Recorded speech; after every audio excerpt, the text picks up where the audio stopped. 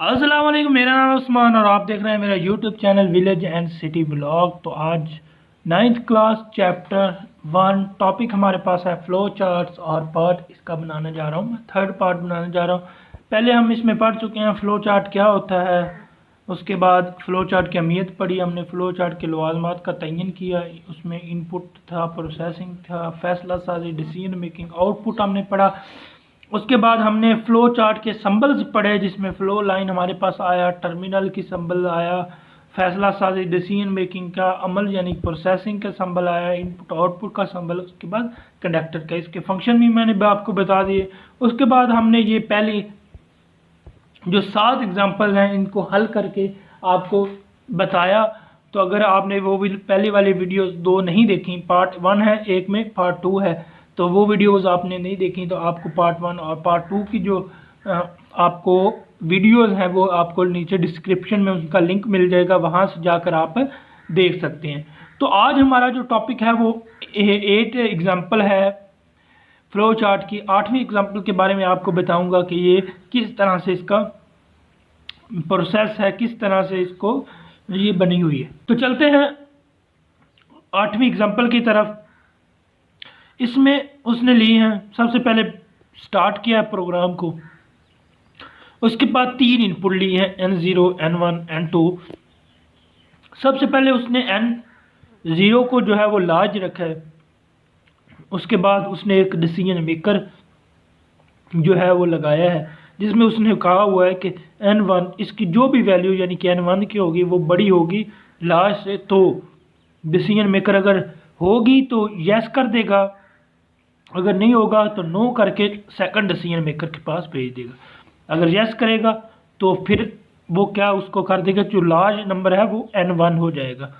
अगर नो हो गया तो फिर वो सेकंड डिसीजन मेकर के पास चला जाएगा। सेकंड डिसीजन मेकर में क्या होगा कि वो कहेगा कि N2 यानी कि N2 की जो भी वैल्यू होगी उसको ग्रेटर देन करेगा लार्ज से। लार्ज अभी इस जगह पर जो हमारे पास लार्ज आया है वो N1 है, तो N1 की वैल्यू को N2 की वैल्यू से मैच करेगा डिसीजन मेकर। अगर तो N2 की वैल्यू N1 से लार्ज होगी तो वो इसको यस पे कर देगा और N2 को लार्ज डिक्लेयर कर देगा और हमें आउटपुट पे जो प्रिंट कर देगा वो बता देगा कि हमारे पास N0, N1 और N2 3 वैल्यूज़ थी और सबसे जो बड़ी वैल्यू है वो N2 की है।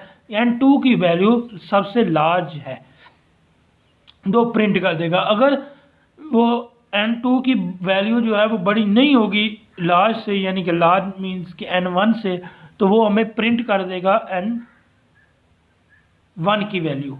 तो N1 की वैल्यू हमारे पास लार्ज आ जाएगी तो वो प्रिंट में आपको N1 की वैल्यू लार्ज बता देगा। इसको समझने के लिए मैं आपको एग्जांपल्स के तौर पर हम कुछ वैल्यूज़ लेते हैं, जैसे कि N0 की वैल्यू फॉर एग्जांपल हमने 2 ले ली, उसके बाद N1 की वैल्यू 4 ले ली और N2 की वैल्यू जो है वो 1 ले ली। ठीक है, अब large is equal to N0 यानी कि उसने सबसे पहले लार्ज नंबर किसको रखा, N0 को। तो N0 हमारे पास क्या है, 2 है, तो हम 2 इसको लार्ज रख लेंगे। उसके बाद N1 बड़ा है लार्ज से, तो N1 क्या है हमारे पास 4 है, तो 2 ऊपर लार्ज में रख दिया, नीचे इसमें क्या रख दिया, 4 रख दिया।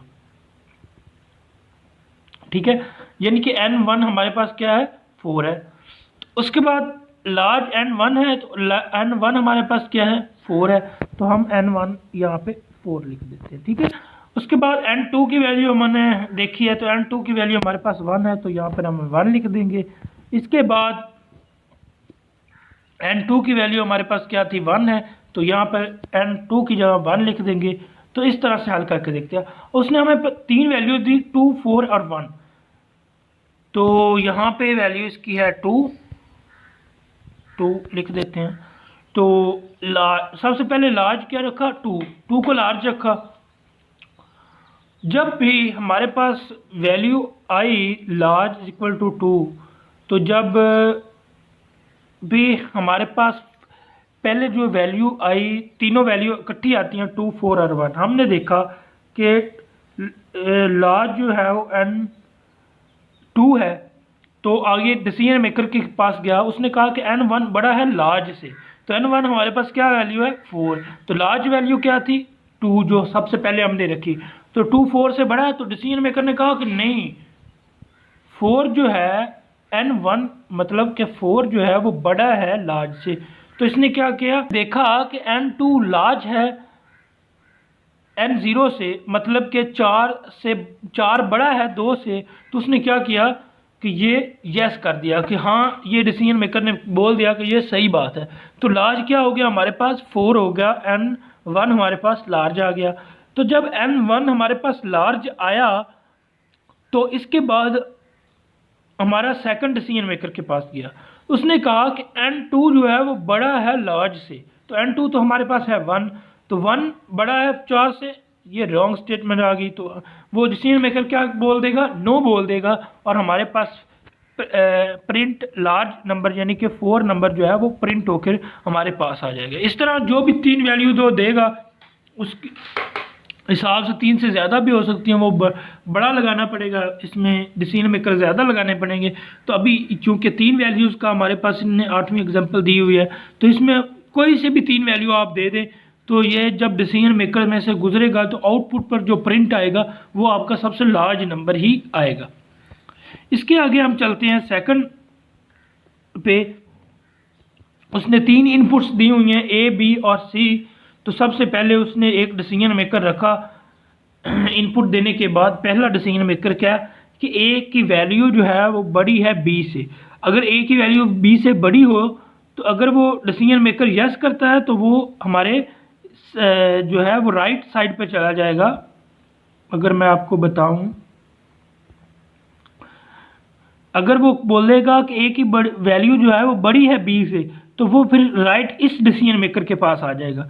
ये अगर डिसीजन मेकर क्या करेगा, ये पूछेगा क्या ए की वैल्यू बड़ी है सी से, कि यानी कि सी से भी अगर बड़ी होगी, अगर ये डिसीजन मेकर कह देगा कि हाँ ए की वैल्यू सी से भी बड़ी है तो उसको आउटपुट पे हमारे पास ए जो है वो प्रिंट करवा देगा कि हमारा पास ए की वैल्यू जो है वो सबसे बड़ी है, यानी कि लार्ज वैल्यू है।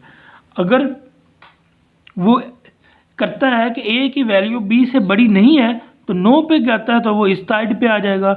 अगर वो कहेगा कि बी की वैल्यू जो है वो बड़ी है सी से बड़ी है तो फिर वो आउटपुट पे प्रिंट करा देगा। लेकिन अगर वो कहेगा कि ए की वैल्यू बी से तो बड़ी है लेकिन सी से बड़ी नहीं है तो फिर वो नो पे जाएगा और कह देगा कि सी की वैल्यू जो है वो सबसे बड़ी है। तो इस तरह से ये जो है वो हल होगा। आगे हम नेक्स्ट पे चलते हैं। अगर आपको समझ ना आई हो तो आपने हम कमेंट्स बॉक्स में ज़रूर पूछ लेना है कि हमें इसकी बात की समझ नहीं है। आगे नेक्स्ट में पूछता है किसी मजमून का ग्रेड मालूम करना जबकि मजमूई नंबर और हासिल किए गए नंबर दिए गए हों। इसमें क्या है, इनपुट में ऑब्टेन नंबर और क्या है टोटल मार्क्स की सबसे पहले इनपुट आ जाएगी। फॉर एग्जांपल ऑब्टेन मार्क्स हमारे पास हैं 623 और टोटल मार्क्स हैं हमारे पास 1050। उसने इतने मार्क्स दे दिए इसको कि 623 मार्क्स जो हैं वो इसके हैं टोटल 1050 में से, तो इनपुट वैल्यू हमें मिल गई। अब सेकंड पे प्रोसेसर पे आ जाएगा, परसेंटेज उसने निकालनी है। वो कहेगा उसने जस्ट हमें ये वैल्यूज़ दे देनी है, ये प्रोग्राम का मकसद ये है कि ये वैल्यू दे देनी है। उसके आगे ये प्रोग्राम बताएगा कि इसका जो ग्रेड है वो क्या आया है। फॉर एग्ज़ाम्पल 623 नंबर हैं तो 623 ओवर 1050 तो हमारे पास बनते हैं 59%। ठीक है, तो वो सबसे पहले डिसीजन मेकर के पास आ जाए।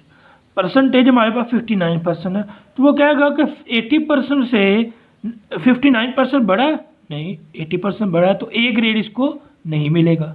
अब सेकंड डिसीजन मेकर के पास आ गया, वो कहेगा कि 70% से ये जो परसेंटेज हमारी निकली है ये ज़्यादा है या कम है। 59 तो 70 से जो है वो कम है तो ये ए ग्रेड भी नहीं मिलेगा, इसके ए प्लस भी नहीं मिला, ए ग्रेड भी नहीं मिला। अब ये थर्ड डिसीजन मेकर के पास आया, इसकी कितनी वैल्यू है 59% है तो ये 60% पे हमें बी ग्रेड दे रहा है। तो क्योंकि इसकी 59 है 1% कम है तो ये कह देगा कि ये भी नहीं है। नो डिसीजन मेकर कह गया कि नहीं। तो हमारे पास ये फोर्थ पे आएगा। अब देखिए परसेंटेज बड़ी है 50 से, ये 59% अब हमारे पास क्या है 50% से बड़ी है, तो ये हमें सी ग्रेड जो है वो हमें आउटपुट पे प्रिंट करके दे देगा कि इसका जो हमारे इस जो नंबर आपने दिए हैं 623 में से 1050 इसका सी ग्रेड बनता है। फॉर एग्जांपल हमारे पास होता 20% नंबर, 20% आता तो ये फिर ये भी नहीं आना था, फिर नेक्स्ट पे वो चला जाता। ये कहता 40% से जो आपकी परसेंटेज निकली है नंबर्स की वो बड़ी है या छोटी है, तो ये कहता कि 40%, ये तो 20% है, तो ये भी वो नो कर देता और नीचे भेज देता। तो नीचे परसेंटेज 33 है और हमारे पास 20% है, तो ये वो ई ग्रेड भी इसको ना देता। जब ई ग्रेड भी ना देता तो नो पे आया, तो उसने क्या कर दिया, प्रोसेस कर दिया कि ये फेल है। अब तो आउटपुट पर इसका फेल जो है वो क्या कर देगा, प्रिंट करवा देगा। इस चीज की उम्मीद है कि आपको समझ लगी। ये किसी भी ग्रेड मालूम करने के लिए ये प्रोग्राम बनाया गया है जिसका ये फ्लो चार्ट है, तो आप किसी भी वैल्यू का ग्रेड जो है वो इससे फाइंड कर सकते हैं। तो आगे हम चलते हैं नेक्स्ट पे। नेक्स्ट हमारी होगी 10वीं फ्लो चार्ट। ये भी तकरीबन मिलता जुलता उससे है। इसमें वो कह रहा है कि दिए गए नंबर में से हफ्ते के दिन का नंबर मालूम करना है, जबकि सवार से इतवार तक दिनों के नंबर इसमें दिए होंगे। यानी कि इसमें भी उसमें परसेंटेज था, इसमें उसने जो कहा वो नाम पूछे, डे पूछेगा, जो भी दिन होगा तो उसका डिसीजन करेगा कि जो दिन इसको डे जो है वो मिला है वो इसमें आ रहा है कि नहीं। फॉर एग्जांपल मैं मिसाल के तौर पर वो कहेगा कि चौथा दिन कौन सा है, तो ये पहले डे पे आएगा, तो इसमें तो पहला डे आ रहा है तो ये चौथा दिन नहीं है, तो वो इसको नो कर देगा। सेकंड डे पे वो आएगा तो इसने चौथा डे कहा हुआ है तो ये भी नो कर देगा। अब तीसरे डे पे आएगा वो भी नो कर देगा क्योंकि उसने चौथा डे पूछा है।